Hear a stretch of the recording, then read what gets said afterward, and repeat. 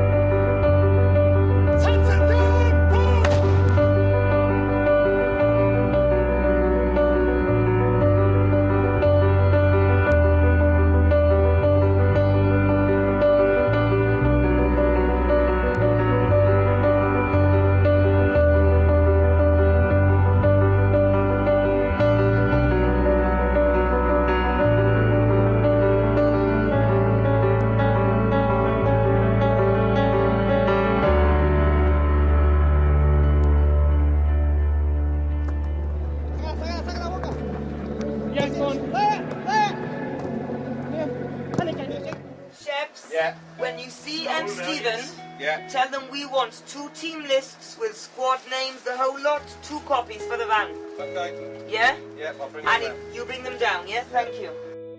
Scanning the team lists, I was instantly overwhelmed at the significance of my forthcoming trip to Malta. The 2 team lists were virtually identical. Bayada.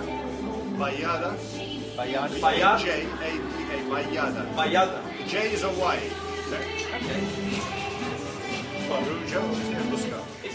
All the names were familiar to me. It was a pronunciation that differed. And it was here that Franco Cassar proved most helpful. Franco's a familiar face in Gibraltar and is often described as the Maltese ambassador. Thank you very much, Franco. I shall see you later. Can I make a clean one then? Yeah, you can. Enjoy. I hope we don't thrash you too badly. No.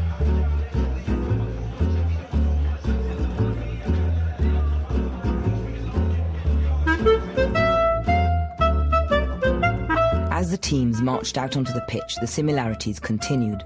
The men were dark, swarthy and short. They mirrored each other, the flurry of red and white aiding the confusion.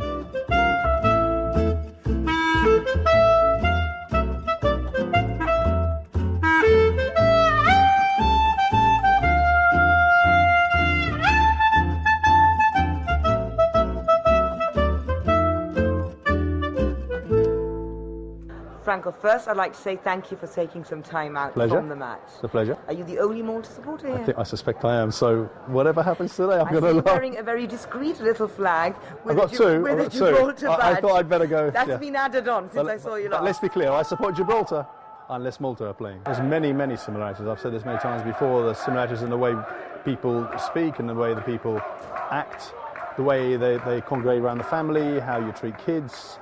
All these things are very, very common, so it's a real pleasure to be in Gib, actually. If I can't be in Malta, I'd rather be in Gib, put it that way. It's always been my dream to have more kind of connections between the two places, both dear to my heart, so this is fantastic. I know, it's something that we need to develop. I know. On the Transport. Yeah, exactly. We need planes to fly between the two places to make it easy.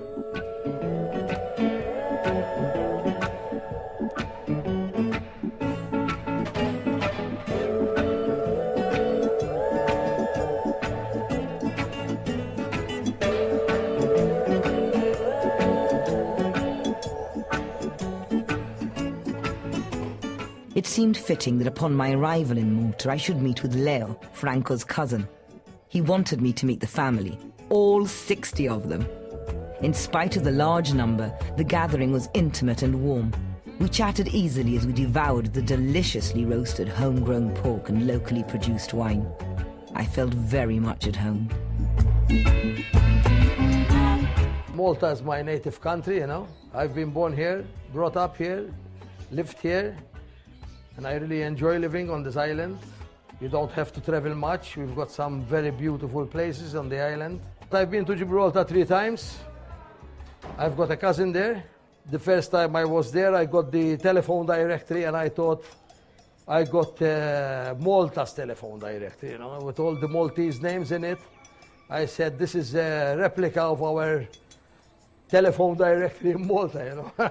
That's what I told my wife, so I started laughing. I said, look at this. It's almost Maltese, all of it, you know, with all the Maltese names in it. What's your main dish in Gibraltar? British mostly? No, not British. What? That's Spanish? why Maltese. We do rolito. Bracioli. We call rolitos, and it's thin beef rolled up with olives, boiled egg. Boiled egg, yeah, bracioli.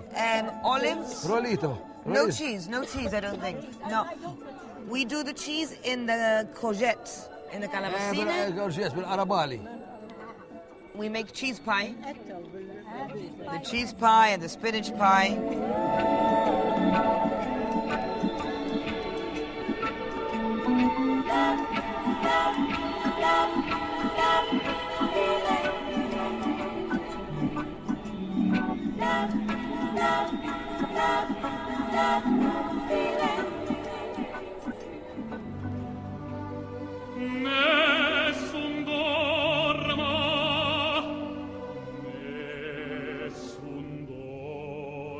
I was desperate to explore Malta, and the first way I planned to do so was by sea.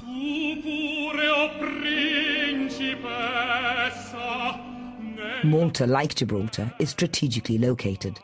It stands guard at the entrance of Eastern Europe, having made it fiercely sought after. Much like Gibraltar, its rugged coastline and cliffs make it a natural fortress. Yet it is far bigger than our rock, and Malta is in fact one of 3 islands. This is Comino, the smallest of the 3 Maltese islands. It's a little bit larger than Gibraltar, and it has the grand total of 4 inhabitants. It's famous for the Blue Lagoon. We're on our way to visit now, but first we wanted to stop and admire the beautiful coastline away from the tourists. If you wanna be my only love, I want you. I want you. If you wanna be my lovey dove, I want you. We're approaching the famous Blue Lagoon. I've heard so much about this, I can't wait to see it. Obviously, there are a few boats that have arrived here before us. The tourists are here, but it's still relatively quiet. And I think you can begin to appreciate, if you look over, the change of colour in the sea. It's turning into a brilliant turquoise. This is going to be my first swim in Malta.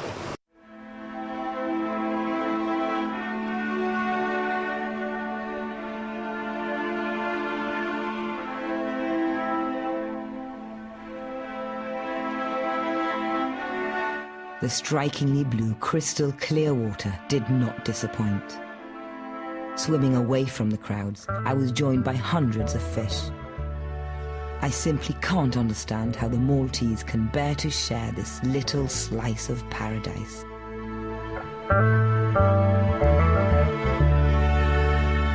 My father was a fisherman, and I was still young to go miles away and for days. My father used to go for tuna, swordfish, and the mahi-mahi. In Maltese we call it lampuka.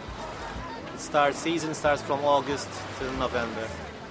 And there's something inside me. Without the sea, it's not alive for me. Wherever I go on holidays, I want to see the sea. The sea is of great significance to the Maltese. It protects them, feeds them. It's their pastime, their passion. It's in their blood, as Anthony Borge explained. This natural arch in the cliffs behind me is known as the Azure Window. It is a spectacular result of the combination between the sea and the geology. Gozo and is one of the most breathtaking Gozotan sites. You also get the crazy lot out there who try and jump off the Azure window. I'm quite happy watching it from down here though. Are you going to jump? It would make a great photo.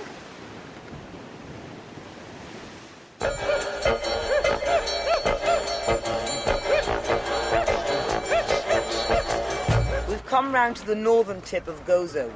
It's been quite choppy on the way. You wouldn't think so. It might be a bit deceiving. I'm not quite sure whether you can actually grasp the choppiness. It's a place in which it's open sea right behind, so the waves smash up against the flatness of the rock and they reverberate and bounce back. So the little boat has been rocking in the middle. It's been fun though, it's been exciting. Behind me is Sunglass Valley and Sunglass Bay. And there you can see something typical to Gozo, which are the red sands on the beaches. Now the story goes that St. Paul was shipwrecked here.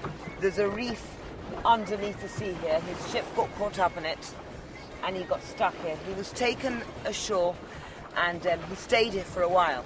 Now this was a very significant time for Malta because St. Paul converted the island to Christianity. As we know, they are fervent Catholics with strong beliefs which are still present today. St. Paul must have been quite a man